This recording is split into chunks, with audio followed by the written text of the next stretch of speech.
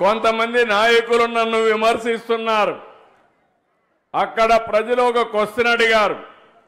30 సంవత్సరాల తర్వాత ఓటు వేశాను, అందరికీ దండాలు అని ఒక వ్యక్తి బ్యాలెట్ బాక్స్లో కాగితం వేశాడు. అంటే 30 సంవత్సరాలు అక్కడ ఓటు వేయలా, మొట్టమొదటిసారిగా ఓటు వేశారు. అంటే వాళ్ళకు ఓటు హక్కు రాలేదు. ఈ యొక్క 79వ స్వాతంత్ర దినోత్సవ సందర్భంగా వాళ్లకు స్వాతంత్రం వచ్చిందని మీ అందరికీ విజ్ఞప్తి చేస్తున్నా.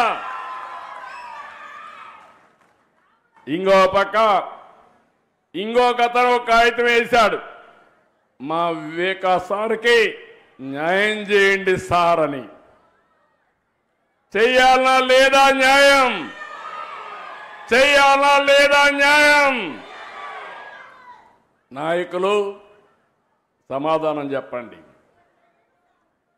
నేను ఒకటే చెప్తున్నా మీ అందరికీ, కొంతమంది నేరస్తులు, కరుడుగట్టిన నేరస్తులు రాజకీయ ముసుగులో వచ్చి సమాజాన్ని అతలాకుతలం చేయాలనుకుంటున్నారు. అందుకే చెప్పా, సిబిఎన్ 14 సిబిఎన్ కాదు, 95 సిబిఎన్. అందులో నేను గాని, పవన్ కళ్యాణ్ గారు గాని, బీజేపీ గాని ఎక్కడా అన్యాయం చేయం, ఎవరి జోలుకు రావు.